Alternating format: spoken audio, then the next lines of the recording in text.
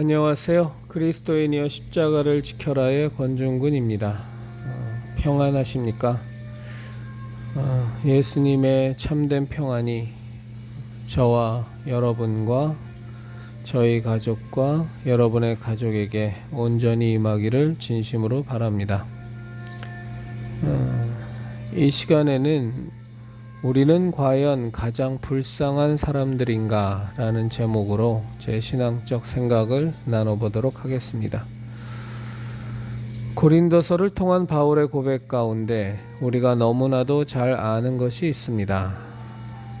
우리에게 부활이 없어 우리의 바라는 것이 이 생의 삶뿐이라면 모든 사람 중에 우리가 더욱 불쌍한 자입니다. 고린도전서 15장.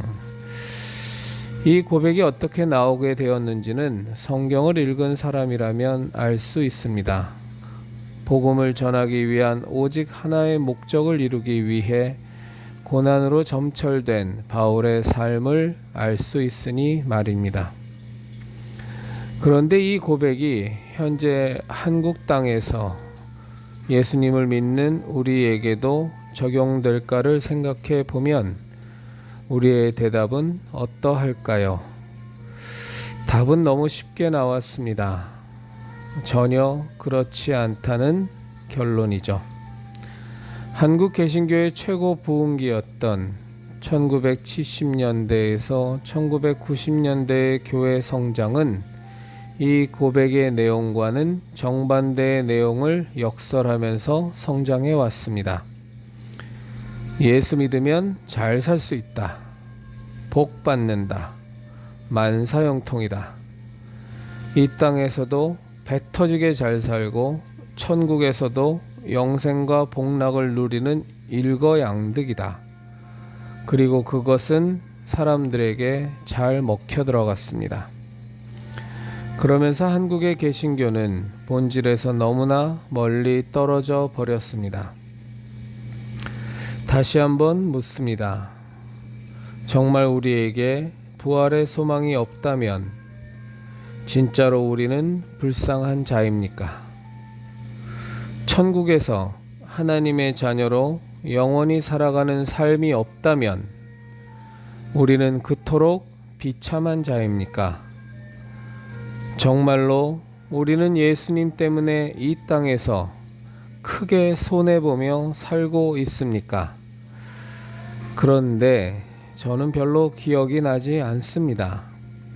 예수님 때문에 크게 손해본 일들이 말이죠. 물론 억지로 난 이렇게 예수님 때문에 수고했어를 강변해 보자면 제 인생에서도 여러 가지 생각은 납니다.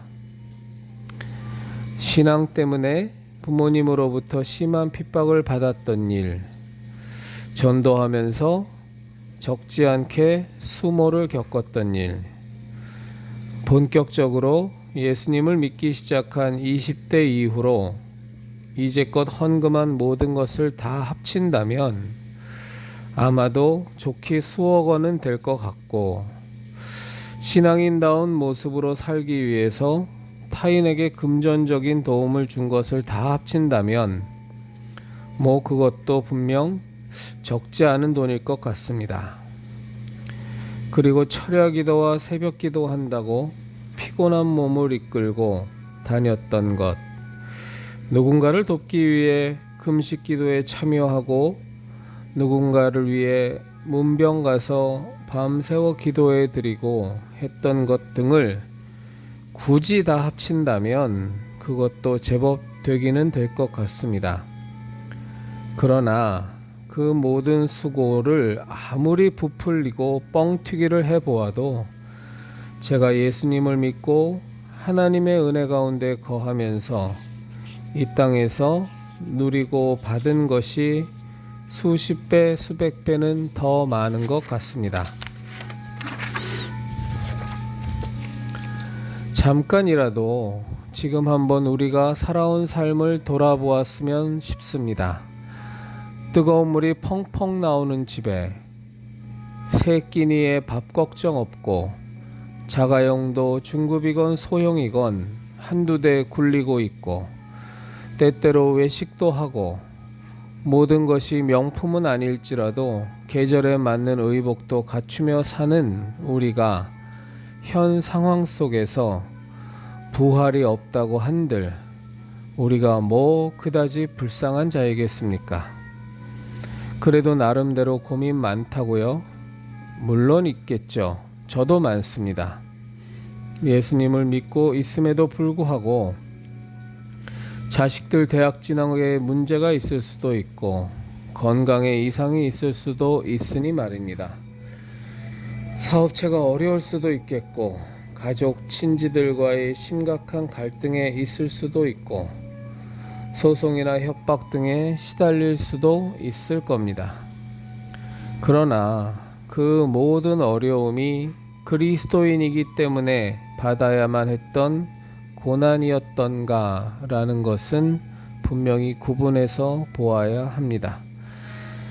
이런 고난들이 내가 예수님의 제자로 살기 위해 받는 고난이냐 라는 측면을 본다면 감히 말씀드릴 수 있지만 99%는 아닐 겁니다. 어쩌면 100% 아닐 수도 있습니다. 그저 나의 지나친 욕심과 나의 인격의 부족함, 나의 노력 부족 등이 그 원인인 경우가 대부분입니다.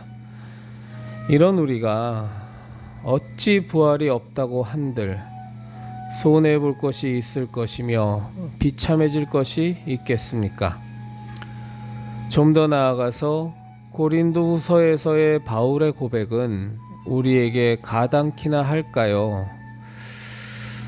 힘에 겹도록 고난을 당하여 살 소망까지 끊어지고 우리는 우리 자신이 사형 선고를 받은 줄 알았으니 고린도후서 1장.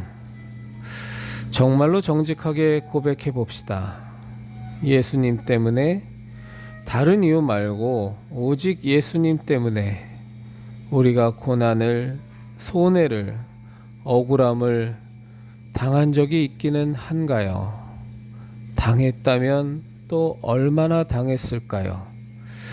그래서 오로지 우리의 삶에 부활의 소망만을 어루만지며 가슴을 쓸어내리며 산 적이 있기는 있었나요? 저는 별로 기억이 없습니다. 그래서 아주 부끄럽습니다.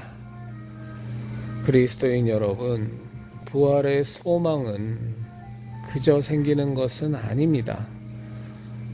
우리가 예수 그리스도를 믿음으로 말미암아, 오직 믿음으로 말미암아 구원을 받았고 부활의 소망을 가졌지만, 그러나 정말로 우리가 강렬한 부활의 소망을 갖기 위해서는 우리가 그리스도인으로 마땅한 삶을 살아갈 때, 그리고 그 마땅한 삶에서 반드시 겪게 되는 악한 세력으로부터의 핍박, 좌절, 곤란함, 수고, 눈물, 이런 것들이 쌓여갈 때 정말로 부활의 소망은 우리 안에서 바울의 고백처럼 별처럼 영롱하게 빛나기 시작할 겁니다. 부활의 소망, 부활의 소망.